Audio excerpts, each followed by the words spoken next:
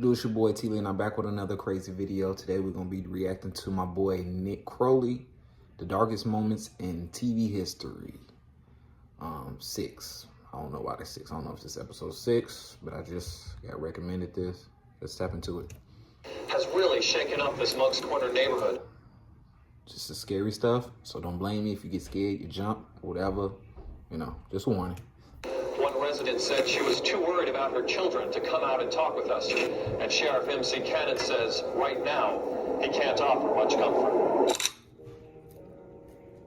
It was March 3rd, 1989, in Berkeley County, South Carolina. 5-year-old Justin Turner leaves his home in the early morning, heading in the direction of his bus stop, where he was set to meet his neighbors. His stepmother, Megan Turner, who usually accompanied him, had been busy in the shower, while his father, Victor Turner, was off at work, leaving Justin to make this short walk alone.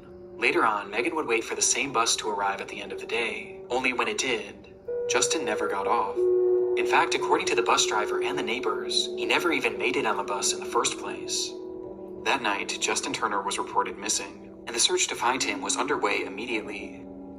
It was the third day of the search, March 5th, 1989, that yielded its biggest turnout, with volunteers from the community banding together with law enforcement to help find the young boy, with the group being accompanied by a camera crew from the local Channel 2 station, as everyone shared the same hope that the child would finally be found. And so they were off, with many searchers directing their focus on the nearby woods, while others, including Justin's own family, would search closer to the property as well as its neighboring land. This included rummaging around various sheds and piles of trash, as they were made to leave no stone unturned that day. I remember this. This is in the Dr. Insanity. I think the dead ended up killing him. Everyone geared up for a He was trying to act like he was looking for a searching. son. Though in the end, all they needed was a few minutes.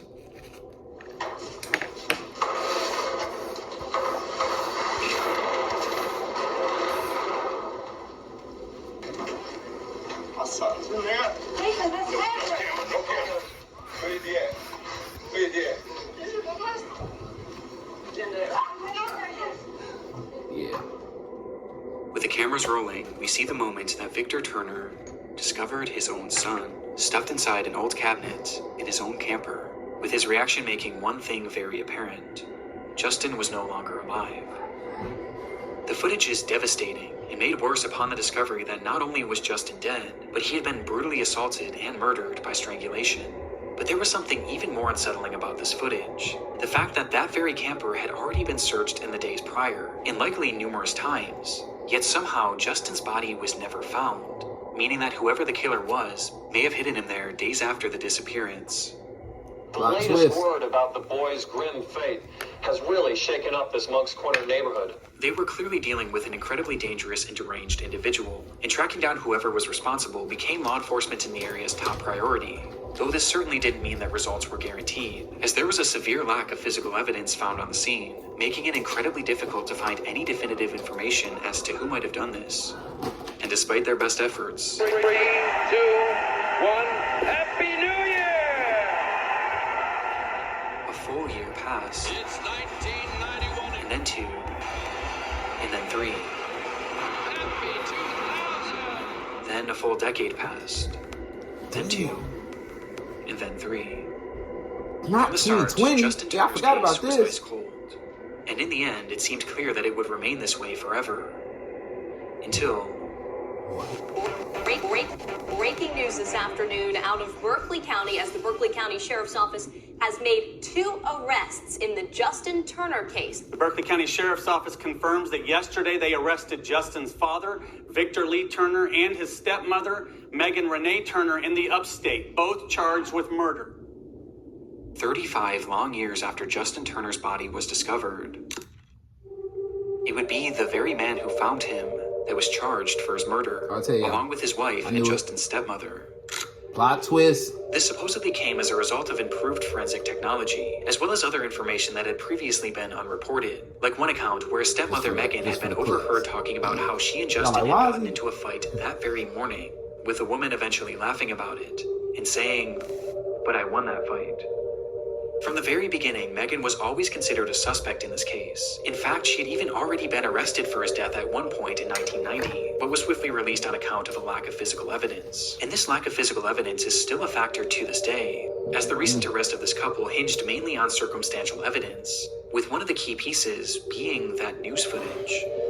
Investigators pointed out a number of strange moments in Victor's behaviors and actions that day when they went back and reviewed the recording. With the most glaring being that he had found his son literally seconds into the search, entering that camper and going right for the drawer that he was hidden in, almost as if he knew where to look.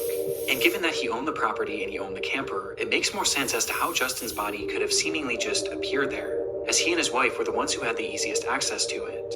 On top of this, upon finding Justin, Victor didn't rush in to check on his condition, and he seemed to just assume he was dead despite only getting a quick glance. He didn't rush to hold him, he didn't yell out to him, he just backed away and told those around him that he had found his son.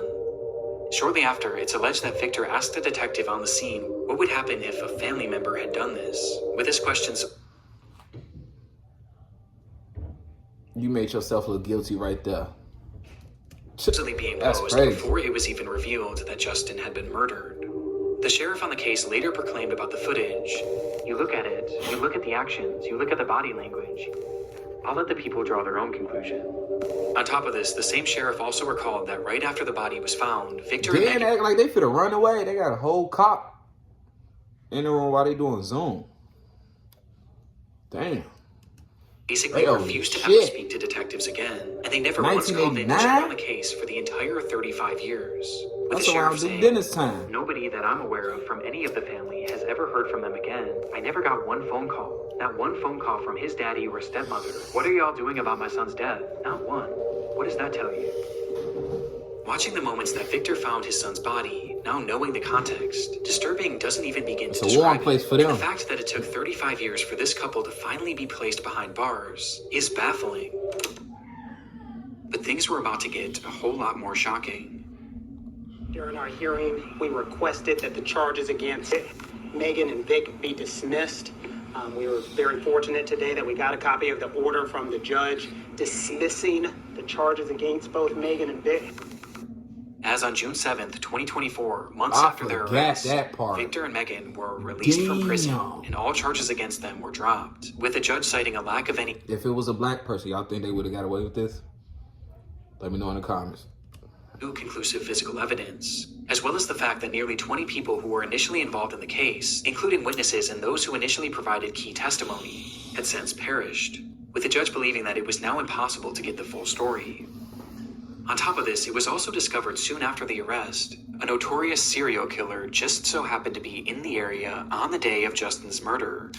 His name was Richard Evanitz, and though it's unknown how many victims he truly has, it appears that at least 4 kidnappings and 3 slayings have been attributed to him, with some of these victims being taken in broad daylight when they were getting off the bus.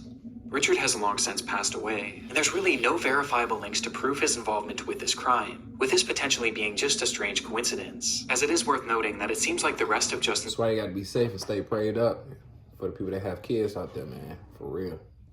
...family still believe that Victor and Megan had killed him, but all of this left the case in a position that the judge felt was unsolvable, leaving the case without conclusion and without justice. Okay. Meaning that in this footage, we may never truly know if Victor had just discovered his son or his victim. He played it off so well. 3-day search is over, but not in a way anyone wanted to see. Vivas que não recomendamos. The darkest moments in TV history.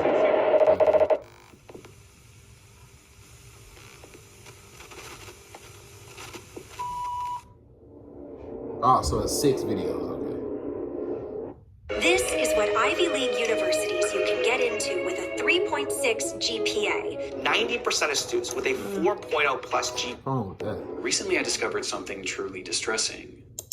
I was being double charged for Netflix. It turns out that I was paying for an old account Good one. Yeah, get your for a year. Today, On a camping trip. This is a beautiful spot to set up camp, George. George turned around and saw something scary. It was a thin trail of smoke. There seems to be something innately interesting about survival shows. For decades, audiences have been enamored by depictions of people pushing themselves to the limit in order to survive harsh and almost inhumane conditions. Most notably, and one of the more tame examples, is Survivor, which no doubt popularized the genre, as it isn't just a staple of television in the US, but all the other countries that have since created their own versions of the show. In France, the show was called Koh-Lanta, and was created back in 2001 by the company Adventureline Production. What? France, the show was called Koh-Lanta, and was created back in 2001 by the company Adventureline Productions, or ALP for short. And by the year 2015, the show was one of the most popular in its market, having seen 13 successful seasons. And so, riding the high of this impressive feat, AOP decided to try their hand at a new show, one that was far more daring.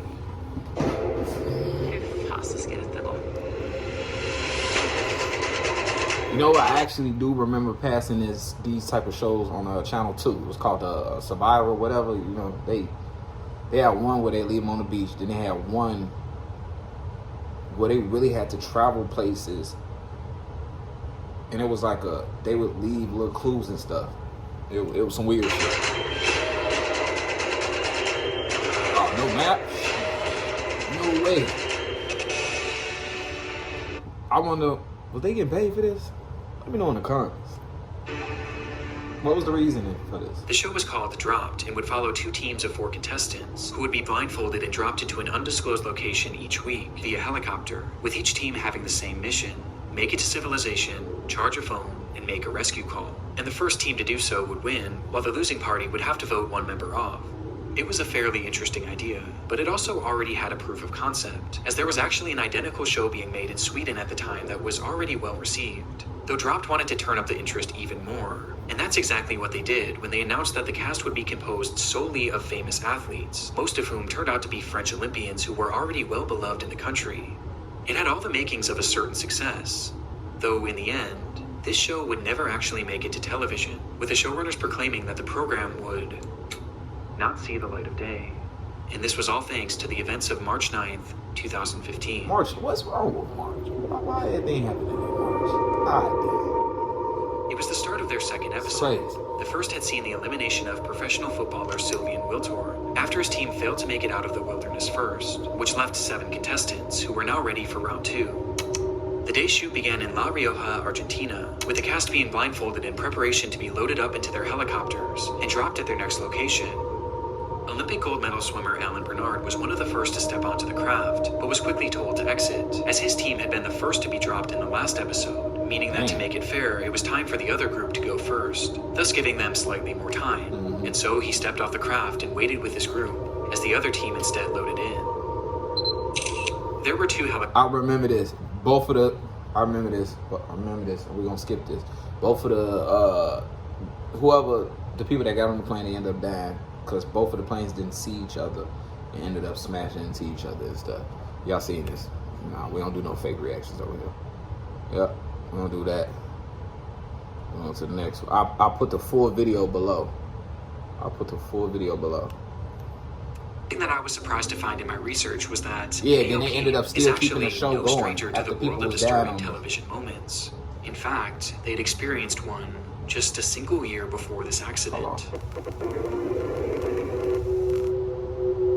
As mentioned previously, AOP was already quite versed in the world of survival television, as they had run 13 successful seasons of Koh-Lanta. But what I failed to mention is that the company had actually produced 14 seasons, or at least they attempted to. Dang. It was season 13, during the very first day of filming, when contestant Jura Baban collapsed after the show's second challenge, with the show continuing to film as if nothing happened.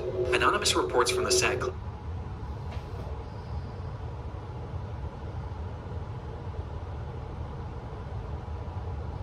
And if I was a family member, I would have been suing them. Once on the ground, it took the medical team nearly 5 minutes before intervening, as to not interrupt the recording. And once they eventually did tend to him, he became more alert and complained of having severe cramps. But the show's primary doctor, Terry Costa, didn't believe that his ailments required an emergency airlift, as this would have cost the production company far too much money, especially on the first day of filming. Instead, Gerard was diagnosed with dehydration and was brought back to their makeshift infirmary, where he would lay for nearly 2 full hours until he was finally taken away by a proper medical team. On On his way off the island, Jarrah Bobbin would pass away from cardiac arrest at the age of just 25. Cardiac arrest Only that was completely 25? missed by the show's doctors. Dang, he was young. The testimony Young, from those on the scene painted That's AOP crazy. and Dr. Costa in an extremely negative light, as their inability to act quickly and recognize the ailments of Bobbin likely contributed to the young man losing his life, with some claiming that the doctor and the showrunners were far more interested in keeping the production running smoothly than actually caring for the young man. And though AOP denied any wrongdoing, the season would essentially be cancelled right there on the spot. But disturbingly, despite the filming lasting only one day, Bobbin's death wasn't the only tragedy to occur as a result. Due to intense public ridicule, Dr. Terry Costa would end his life just days later, stating that all the negative news reports about him were wrong and that they had sullied his good name to occur as a result. Due to intense public ridicule, Dr. Terry Costa would end his life just days later, stating that all the negative news reports about him were wrong Joe, that and that man they had is sullied his good suicide. name, writing in a final note, "I'm sure that I treated Think you..." about this is way before the internet. 'Cause you got people dying off of, committing suicide off of social media comments and all that.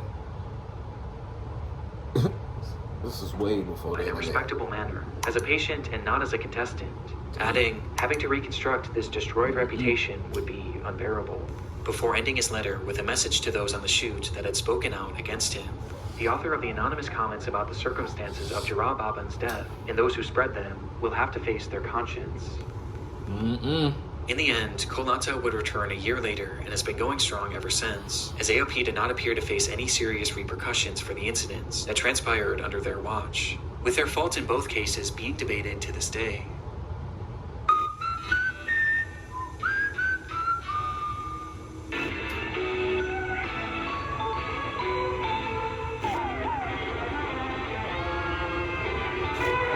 Emergência 911, a vida como ela é na tela do SBT.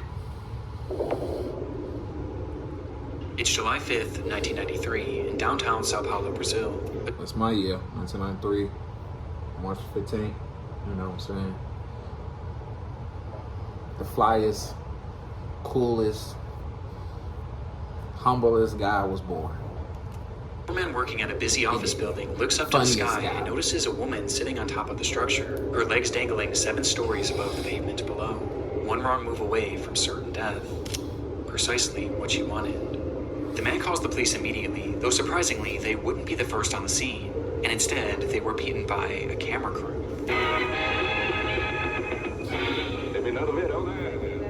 The group is from the show Aqui Agora, a news program from the network SBT that had become notorious for their sensationalized and shocking stories. I'll baby this. Damn it. This better not be. Because basically, the news was feeding off of negative crap, basically. Okay. Was feeding off negative crap. But I'm gonna, hold on. In their history, they had captured live footage of police riots, kidnappings, and even murders, which they would then broadcast on air as part of their show. And this unfolding situation was their content for the day. Nós fomos ver o que estava acontecendo, né? E quando nós chegamos ao local... Okay, I remember this part. And climbed up to its roof. Yeah. And supposedly it was, as though it appears that the full segment, the viewers outraged that yet the first to arrive was lady that ended Aqui up Agora committing newsroom. suicide, and And this instead of putting wasn't the a camera down, they was coincidence. They were recording. all about capturing events as they unfolded. Yeah. And in order to be the That's first the on the only part. scene, they actually tapped into police scanners, monitoring all of the calls and information being passed through officers in order to get leads on potential stories, which is how they got word of this incident, hearing the calls and speeding over as quickly as possible. It wasn't illegal per se, but it surely wasn't ethical either. And this was only the start. After Daniele jumped, the crew that had filmed her had already captured their dramatic footage for the day. And as the officers and medical personnel dealt with the aftermath, the crew decided to turn their focus to the next element of their story, Daniele's parents. Okay, yeah, he went to the parent. Yeah, he petty his hair. He beat the police. They instead shifted to a different story, blame on the family that they had just supposedly and seemed that they seemingly just... Yeah, that was cool. They was petty for that. as a result. But realistically, no amount of money could ever be enough, as the show's actions permanently affected that family and destroyed their grieving process in a way that I can't even wrap my mind around. But this did little to slow down Akiagara, as they remained on the air for 4 more long years, during which they leaned even more into these unfolding crime stories, leading to them witnessing numerous other deaths, and even being taken hostage they was actually themselves on showing multiple bodies on occasions. there. Akiagara would continue on air until the year 1997, when one day the show was pulled due to its declining ratings, and in its place, the network would instead begin airing The Disney Club.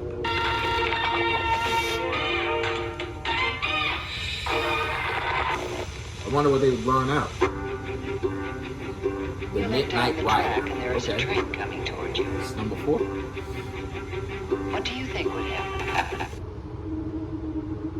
It was an exciting day for the crew of the upcoming movie Midnight Rider, the Greg Allman story.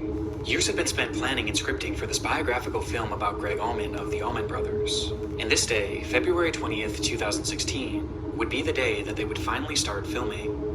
It was nothing more than a camera test, a day in which the crew would practice filming, as well as getting acquainted to their equipment and new co-workers. But for the group of 20, the excitement in the air was palpable, as they were given access to a stunning piece of land in Nahuta, Georgia. So stunning, in fact, that the film's director, Randall Miller, just couldn't wait to begin the actual process of filming. Slicing through the property was an old railroad that had crossed over a scenic bridge raised high above the Altamaha River. I remember this. This guy was a goof. I'm gonna let y'all watch this. This guy was a goof. The perfect location for a shot that Yeah, I Miller had remember been this. envisioning. It was So said to they be a just dream took these clips sequence and where put them on Allman's another character would channel. wake up on a hospital bed in the middle of the tracks and see a my vision bad, of his y'all. brother. And it was a shot that Miller just had to have. However, there was one major issue. Let y'all watch. The crew was given permission Next to film on reaction the gonna be property, make but not sure the actual railway, it's not as this something was they owned ain't by a watched separate before. company named CSX. And when Miller asked them for permission to film the shot, he was denied multiple times, as these tracks were still very active, making it far too dangerous. And he still would go do it. But being on location and seeing that bridge, Miller couldn't help himself. And so he directed his crew to set up the scene anyway, believing that they could quickly steal a shot without anyone noticing. Miller had supposedly done his research too, and discovered that only 2 trains were set to roll through the area that day, and he knew the general intervals in which they were supposed to pass. Based on this, he figured that those trains wouldn't arrive for a few hours, giving them more than enough time to film the was he movie's very wrong. first scene. And so they quickly set everything up, rolling out a metal hospital bed and placing it towards the center of the bridge, with Miller assuring his crew that this was in fact safe, and that they had nothing to worry about, as the camera began to roll. Minutes later, the bed began to shake, and the silence around them was shattered by... I would have hopped up so quick. I would have hopped up so quick out that bed. of a whistle.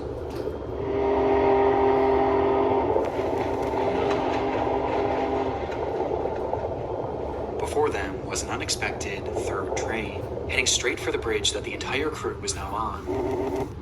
Miller had gotten the schedule wrong. At this point, the crew was filming a considerable distance into the bridge, but the shortest and really only route to safety was to go towards the oncoming train. And so that's precisely the route they took. And as they did so, there was little panic within the group, as rather than rushing to safety, they all seemed more focused on retrieving their equipment, believing that they had more than enough time to salvage everything. As after all, losing this expensive equipment on day 1 would have been devastating for the production. They likely had no idea that from the sound of that first whistle, they had just 60 seconds until the train would cross that bridge, whether they were off it or not. As they began to realize just how quickly the train was approaching, their movements became more hurried, which is where one major problem occurred. Like, was this real footage? That metal That's what I hospital want to bed. know. Was that actually It was incredibly heavy on its own, and though it was designed to roll, its wheels kept getting caught on the tracks. And worst of all, it was set up horizontally, which essentially turned it into a barricade. Despite their best efforts to save everything, their time was up, and as the camera continued rolling, the train would arrive.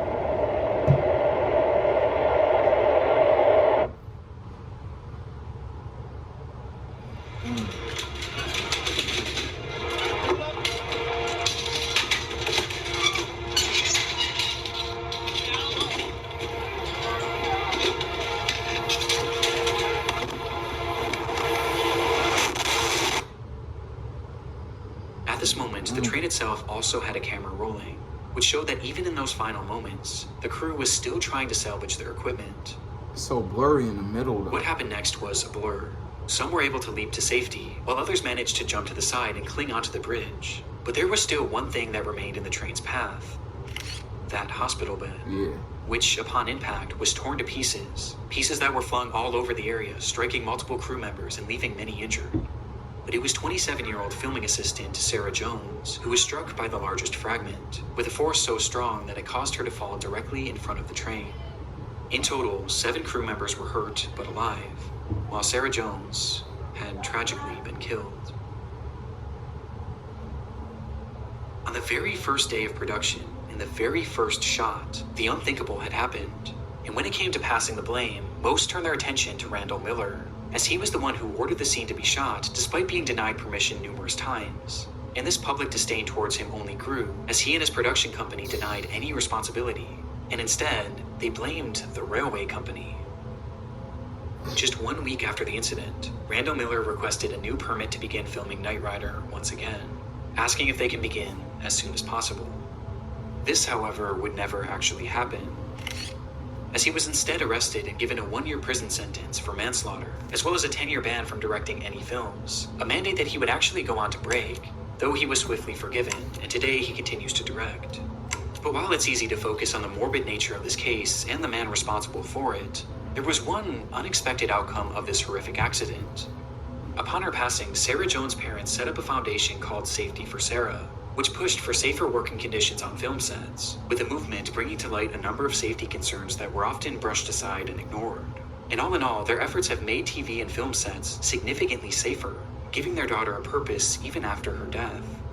On top of this, Sarah Jones was also honored by countless production companies across the world, as crews began writing her name on their film slates, with there ultimately being over 2,000 of these tributes for her, from some of the world's most well-known productions. But by far the biggest tribute was when she was honored at that year's Academy Awards ceremony, a stage that she always dreamed of making it to. When you saw her name up on the screen at the Academy Awards, what were your feelings? Hey, man. We're going to end that right now. Appreciate y'all for watching. Make sure y'all subscribe, turn on that post notification bell. We're on the road to 100K, and I'm out.